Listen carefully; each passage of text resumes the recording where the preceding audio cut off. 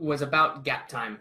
All right, and that's what I've decided to call it today. That time in between things. So maybe you went to the gym and you're on your way to classes, or you're going back to work, or whatever it is. When you have more than a few minutes, and maybe you're driving. In that case, I think this is kind of a special one. If you're driving, obviously you don't want to try to be reading. You shouldn't be texting or doing stuff like that.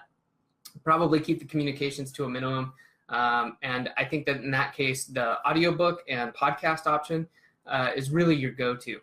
And I get a lot out of those. My only recommendation is be safe. I think whether or not you can do that or not.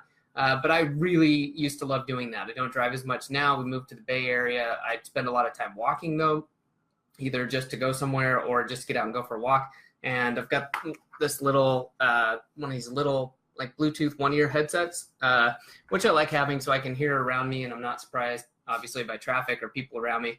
I can just pop that in and listen to a podcast. But the same idea applies if you're driving or doing a commute.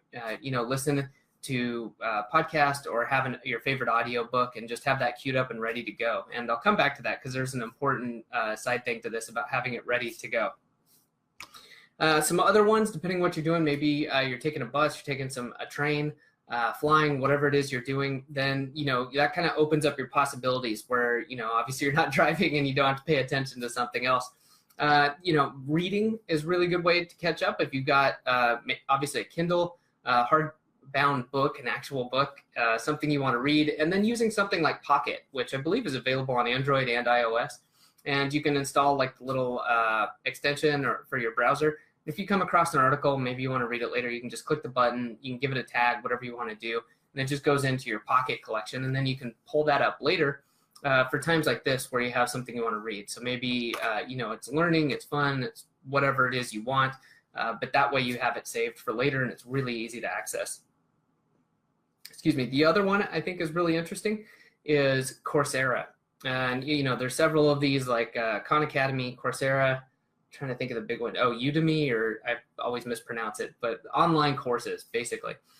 Several of those allow you to download. So if you have an issue with connectivity, you could probably sign up for one of these free, massive person like online courses like Coursera, and download it ahead of time. So you've got it on your phone, your computer, whatever it is, and then you can go through it as you want.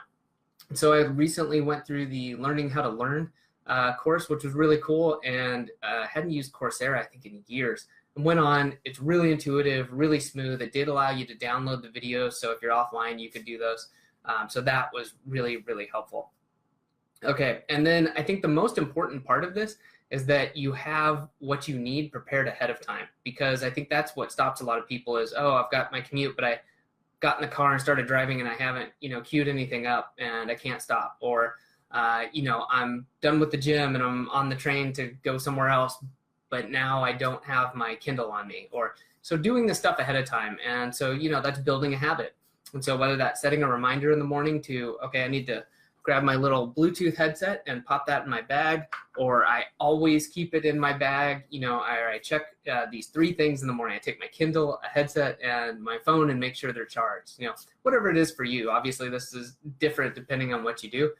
But going through and building that routine and that habit then lets you be prepared and you stop having that gap time. So I'm going to check again on the question to make sure I completely answered that.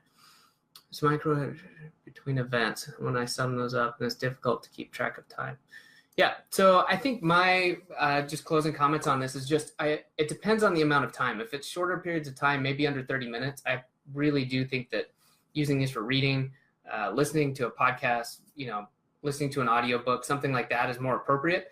I find it really hard to really be productive when I have really short periods of time, if it's like 10 minutes. The exception to that might be, oh, okay, I need to do some admin where I'm replying to some emails, some things like that. That's perfectly fine.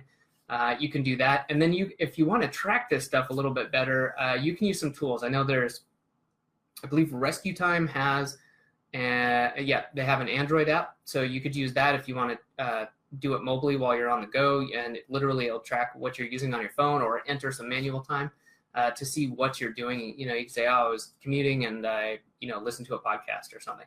So that's a good way to track that, because I know we talk a lot about understanding what it is you're actually doing with your time. So if that's important to you as well to cover those times, then you have options like that, or of course maybe using even a spreadsheet or whatever it is you use to track your time. So good question, lots of good stuff in there. If anybody has any other ideas about good ways to fill that gap time and use it, as well as keeping track of it, by all means leave a comment and be interested to see what people come up with. Thanks for watching. You can stay up to date by subscribing right there. If you'd like to come join our free Facebook group about process, automation, productivity, all that good stuff, you can do that right there. Just answer the few quick questions and you'll be in.